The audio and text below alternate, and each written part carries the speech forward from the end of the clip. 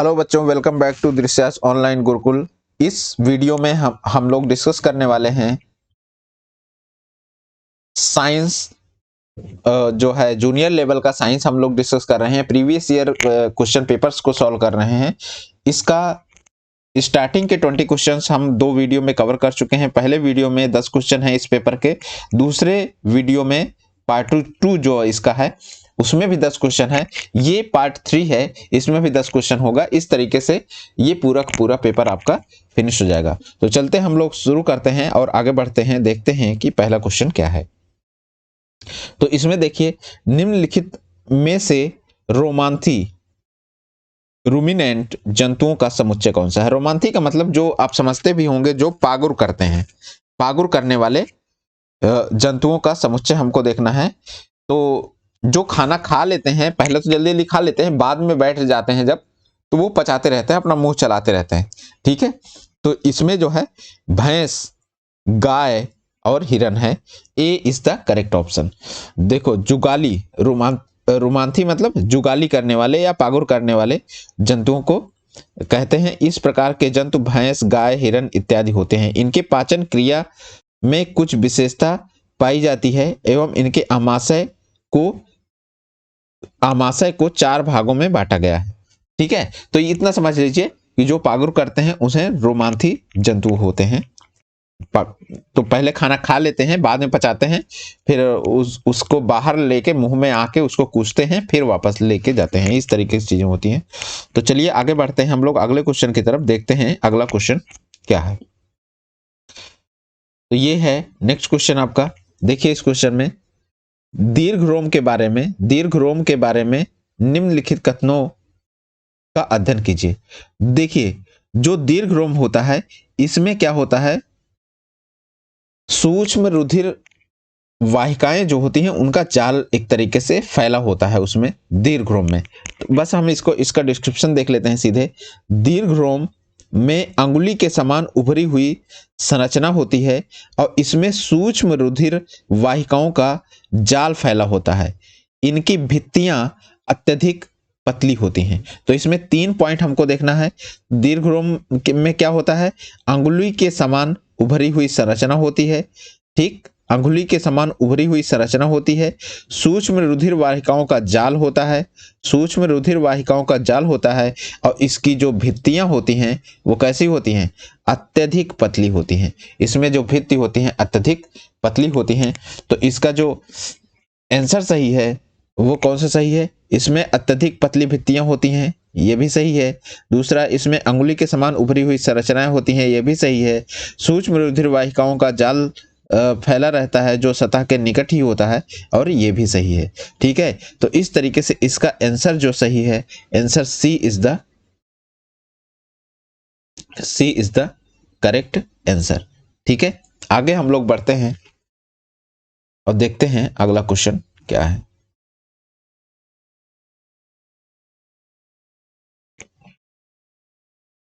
निम्नलिखित खाने योग्य पौधों पर विचार कीजिए।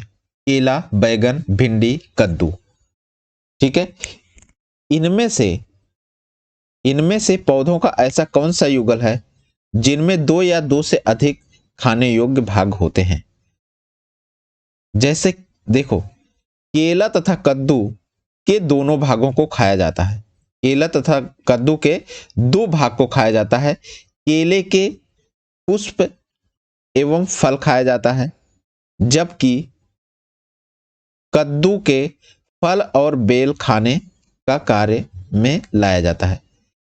ठीक है, कद्दू के फल और बेल को खाने के कार्य में लाया जाता है। तो एक तो हो गया आपका कद्दू और दूसरा हो गया केला। तो इसका ऑप्शन सी जो है करेक्ट है। केले का पुष्प और फल खाया जाता है। ठीक है, पुष्प और फल खाया जाता है। कद्दू का क्या खाया जाता है, फल और उसकी बेल को खाया जाता है। तो इसका ऑप्शन जो सही है, ऑप्शन सी सही है, ए और डी। चलिए नेक्स्ट क्वेश्चन की तरफ मूव करते हैं, देखते हैं। अब देखिए, कोई 6 किलोग्राम द्रव्यमान का पिंड किसी घर्षण रहित क्षैतिज पृष्ठ पर 3 किलोमीटर की एक समान चाल से फिसल रहा है। इस पिंड को इसी चाल से इसी सरल रेखा के अनुदिश गति कराने के लिए आवश्यक बल है। एक चीज ध्यान दीजिए, ये है आपका समतल, ठीक है, एकदम समतल ही है, और ये है आपका द्रव्यमान जो कितने का है, 6 kg का, ये मूव कर रहा है। अब इसमें फ्रिक्शन है नहीं, फ्रिक्शन है नहीं, ठीक है, तो इसका मतलब किसी भी बल की जरूरत नहीं पड़ेगी, वो हरदम उसी तरीके से मूव करता रहेगा क्योंकि फ्रिक्शन है ही नहीं, ठीक है। तो न्यूटन का गति देखिए, इस चीज को ध्यान भी यहां भी देख सकते हैं। न्यूटन के गति के प्रथम नियम के अनुसार जब किसी वस्तु का वेग नियत है, क्षैतिज तल पर गति करती है, तो उस पर कोई बाह्य बल कार्य नहीं करता है, अतः सरल रेखा के अनुदिश कार्य करने वाला बल क्या होगा, शून्य होगा, ठीक है। तो इसमें कोई बल की आवश्यकता नहीं है, तो इसका आंसर क्या होगा, डी होगा, क्योंकि ये फ्रिक्शन लेस है, फ्रिक्शन नहीं है, ये चीज ध्यान में रखना, घर्षण रहित है इसलिए ऐसा हो रहा है। घर्षण होता तो उसका एक फोर्स होता, ठीक है। आगे हम लोग बढ़ते हैं अगले क्वेश्चन की तरफ, देखते हैं अगला क्वेश्चन क्या है। जिस तालाब से जल में टैडपोल वृद्धि कर रहे हैं, उस जल में निम्नलिखित में से किस तत्व की पर्याप्त मात्रा उपलब्ध होनी चाहिए। इसका आंसर क्या है, आयोडीन। देखो, टैडपोल वही वृद्धि कर सकते हैं जहां आयोडीन की पर्याप्त मात्रा हो, ठीक है। तो इसलिए आयोडीन की एक निश्चित मात्रा आवश्यक होती है टैडपोल के लिए, ठीक है। तो इसमें जो है इसका आंसर कौन सा होगा, इसका आंसर होगा बी। देख लेते हैं डिस्क्रिप्शन को। थायराइड ग्रंथ के उचित रूप से क्रियाशीलता के लिए आयोडीन की एक निश्चित मात्रा आवश्यक होती है, अतः कार्यांतरण हेतु टैडपोल, मेढक के बच्चे को बोलते हैं टैडपोल, के वृद्धि के लिए आयोडीन युक्त जल आवश्यक है, ठीक है। थायराइड ग्रंथ के उचित रूप से क्रियाशील होने के लिए, तो इस तरीके से बस इतना आप समझ लीजिए कि टैडपोल के डेवलप होने के लिए आयोडीन की मात्रा पानी में आवश्यक है। टैडपोल क्या होता है, मेढक का बच्चा होता है जिसको हम लोग टैडपोल बोलते हैं, ठीक। तो आगे हम लोग बढ़ते हैं अगले क्वेश्चन की तरफ, देखते हैं अगला क्वेश्चन। इसमें देखिए, मानव में जनन की अवधि की घटनाओं का सही क्रम क्या है। मानव में जनन की अवधि की घटनाओं का सही क्रम, ठीक है। तो सबसे पहले क्या होता है, सबसे पहले युग्मक बनता है, ठीक है। सबसे पहले क्या होता है, देख लीजिए, डिस्क्रिप्शन को पढ़ लेते हैं। मानव युग्मक में सर्वप्रथम युग्मक का निर्माण होता है। पहले क्या होता है, युग्मक का निर्माण होता है, जो अंडाणु एवं नर शुक्राणु दोनों अलग अलग होते हैं। इस केस में क्या होता है, युग्मक में अंडाणु और नर शुक्राणु दोनों अलग अलग होते हैं। इसके बाद निषेचन होता है। पहला क्या था, पहला युग्मक था, फिर दूसरे नंबर पे आया आपका निषेचन, ठीक है। दूसरे नंबर पे निषेचन एवं अंडाणु और शुक्राणु का संलयन होता है। अभी तक क्या थे, अंडाणु और शुक्राणु युग्मक के समय अलग अलग थे, निषेचन के समय क्या हुआ, अंडाणु और शुक्राणु एक हो गए, जिसके फलस्वरूप अब निषेचन के समय एक हो गए, तो इससे क्या बना, युग्मनज का निर्माण हुआ। ये तीसरा पार्ट आ गया, ठीक है, युग्मनज का निर्माण हुआ। अब इसके बाद क्या हुआ, जायगोट में वृद्धि से भ्रूण का निर्माण हुआ। इसके बाद जायगोट में वृद्धि से भ्रूण का निर्माण हुआ, तो ये चौथा आपका भ्रूण हो जाएगा। तो पहला युग्मनज, दूसरा निषेचन, पहला युग्मक, दूसरा निषेचन और तीसरा युग्मनज और चौथा क्या होगा, भ्रूण हो गया, ठीक है, तो इस तरीके से इसका जो आंसर सही है वो कौन सा है, बी। चलिए आगे बढ़ते हैं हम लोग अगले क्वेश्चन की तरफ, देखते हैं नेक्स्ट क्वेश्चन क्या है। हाँ, इसमें देखिए, कोशिकाओं से संबंधित निम्नलिखित पदों पर विचार कीजिए। क्रोमोसोम या गुणसूत्र, जीन, न्यूक्लियस या केंद्रिका, और ये है आपका राइबोसोम। इसमें से किसी कोशिका के केंद्रक का भाग है।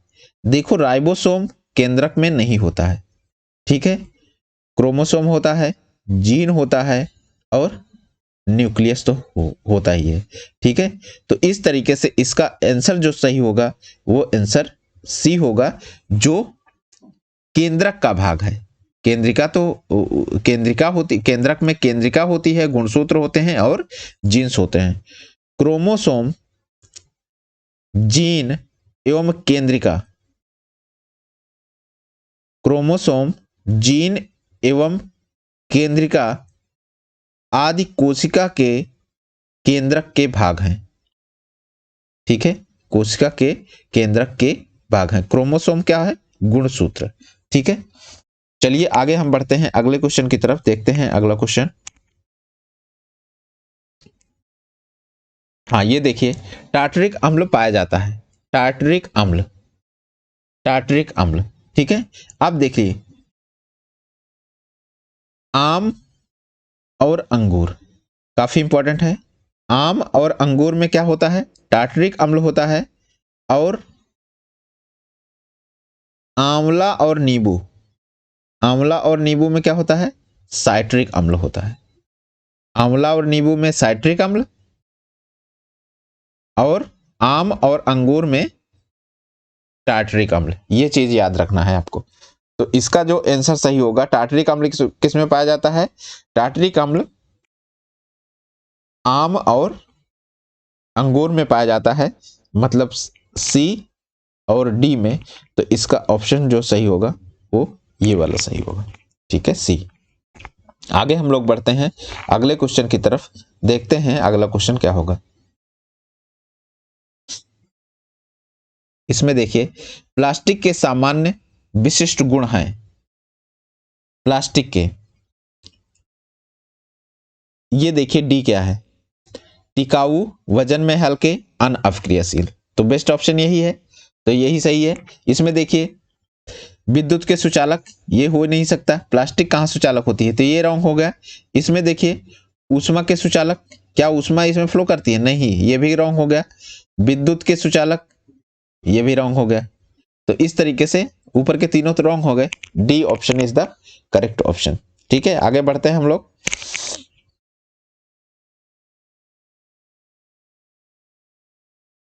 हाँ, इसमें देखते हैं, जैव विविधता के संदर्भ में निम्नलिखित कथनों पर विचार कीजिए। जैव विविधता के संदर्भ में, यह किसी क्षेत्र में पाई जाने वाली, यह किसी क्षेत्र में पाई जाने वाली विशेष स्पीशीज के व्यक्तियों की कुल संख्या का उल्लेख करती है। नहीं, ये तो नहीं सही है। जैव विविधता जो है किसी विशेष स्पीशीज के बारे में बात नहीं की जाएगी। आगे देखते हैं दूसरा हम लोग, यह किसी दिए गए क्षेत्र में केवल पादप और प्राणी जगत की किसी विशेष स्पीशीज का उल्लेख करती है। पादप और प्राणी जगत, नहीं, यह भी नहीं सही है। देखिए, यह किसी दिए गए क्षेत्र में पादप और प्राणी जात, ठीक है, पादप और प्राणी जात विविध स्पीशीज का उल्लेख करती है। यस, ये सही है, किसी एक स्पीशीज की बात नहीं करती। जैव विविधता का मतलब, ये नाम से ही हमको पता चल रहा है कि विविधता मतलब विविध स्पीशीज के बारे में बात की जा रही है, पादप और प्राणी जगत दोनों के लिए, मतलब पौधे और जंतु दोनों की बात की जा रही है, ठीक है। तो इसका ऑप्शन जो है सी जो है करेक्ट है। अब डी भी देख लेते हैं, यह जानवरों के लिए कृत्रिम रूप से बनाया गया एक संरक्षित क्षेत्र है। ऐसा कुछ नहीं है, इसमें कृत्रिम रूप भी हो सकता है और वैसा भी हो सकता है। तो इसका जो सही ऑप्शन है वो ऑप्शन बी इसमें करेक्ट होगा, क्योंकि इसमें ढूंढना था जो सही कथन है। तो इस तरीके से, तो इसमें देखिए जैव विविधता की पारिस्थितिकी तंत्र में पूरे ग्रह में जीवन के रूप में विभिन्नता का परिणाम है। यह किसी दिए गए क्षेत्र के पादप जगत और प्राणी जगत की विभिन्न स्पीशीज का उल्लेख करती है। ठीक है, तो इस तरीके से हम लोगों ने ये पूरा पेपर कवर कर लिया 3 वीडियोस में, पार्ट 1, पार्ट 2 एंड पार्ट 3। अगर ये वीडियो आपको पसंद आ रहा है, इस चैनल के कंटेंट आपको अच्छे लग रहे हैं, तो आप चैनल को सब्सक्राइब करिए और दोस्तों के साथ शेयर करिए। Thank you.